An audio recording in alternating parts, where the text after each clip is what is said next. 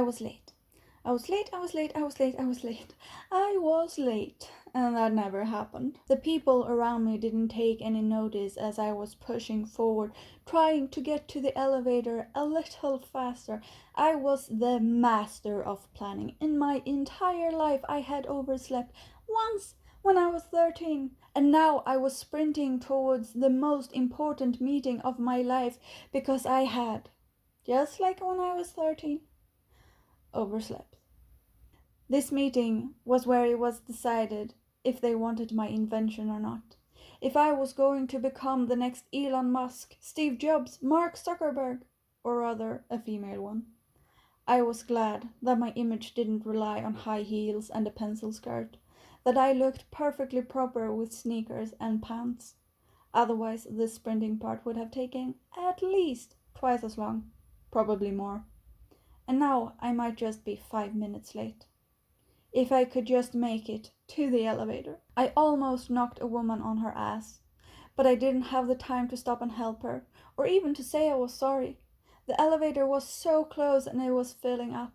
Just a few more meters. I ducked under a man's outstretched arms, avoided a child who had gotten loose in the crowd and wasn't supposed to be there, jumped over a briefcase, reached out my arm as the elevator doors started to close. I didn't hesitate, didn't slow down in the slightest, and I skidded into the elevator. The doors closed behind me, and I inhaled sharply, gasping for air. The bottom for my floor was already alight, and I sank into myself, made myself small and unnoticeable. Quietly, I slipped to the back of the elevator and leaned against the wall. Now, I just had to stop sweating before entering the meeting. I flapped my jacket to get some air circulating to cool myself down, telling myself to take slow, deep breaths. The elevator stopped. I waited for the people to leave, but nothing happened, and I looked up. Saw a man with his hand hovering above the emergency button. He turned around and stood tall in the room. "I bet you're all wondering why I have summoned you here," he said, looking out at the little crowd of about 20 people. They all seemed mesmerized by him, looking at him with respect and interest. I was just wondering why on earth someone would call a secret meeting in an elevator, and I was already late. There was no time for fooling around. We have an important job to do. The last assassination went smoothly. I thank you all for your participation and hope we can do just as well this time, the man said, looking proudly businesslike. My mouth fell open and I stopped fanning myself with my jacket. What kind of joke was this? I had read about theirs online. Was this one of those? Did I misread the whole situation and no one really knew what was going on? I looked around and everyone seemed perfectly fine with what was happening, understanding, nodding in agreement. People did not plan assassinations in elevators. Yet here I was, listening to a man doing just that, and I was wondering which one of us was going crazy. Today there is an important meeting between Netcom and Charlie Filer. They are discussing how to continue with her latest idea. Medical chips that are to be stored inside the body and keep all the information about you so that it can be scanned anywhere in the world. Of course, it has its advantages, but we all know the danger of giving up information like that. Electronic chips can be hacked. It would give the government the possibility of tracking everyone everywhere. Not just our government, but every government out there.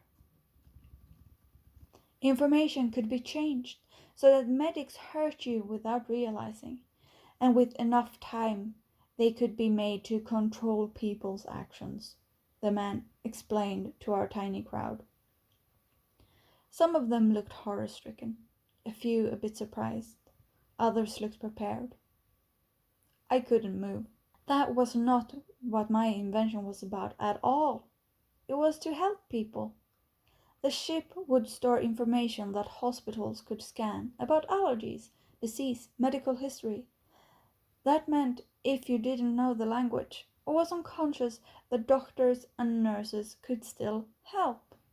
You decided on your own what you wanted stored on the ship, but it was limited space. No way in hell could you use it to impact people's actions.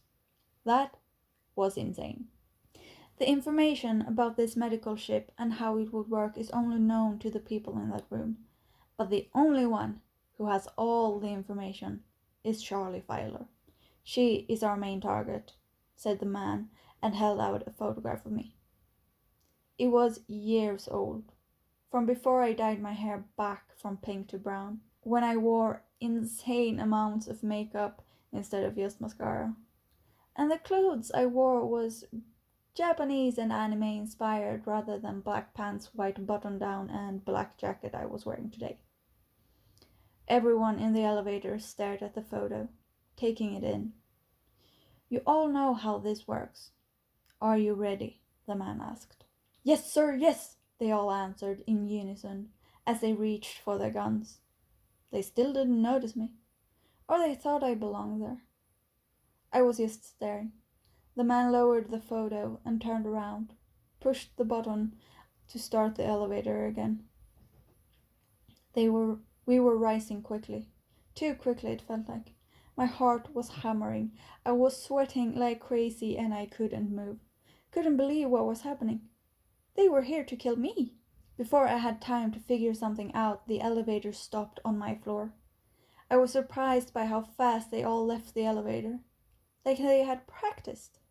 Nobody was looking over their shoulders, noticing me, standing in the back, left all alone. The doors closed again, and the elevator started moving, started going down.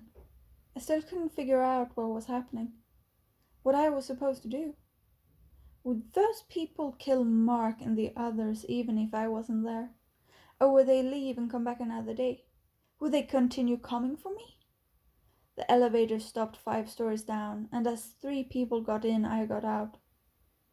I was not gonna have this on my conscience. The red button was big, and I went straight for it, lifted the little protection glass and pushed.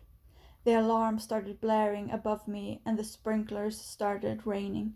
Chaos erupted around me. I followed the crowd along the stairs, blending in every way I could. I was getting out. I was leaving. I was not going to die today.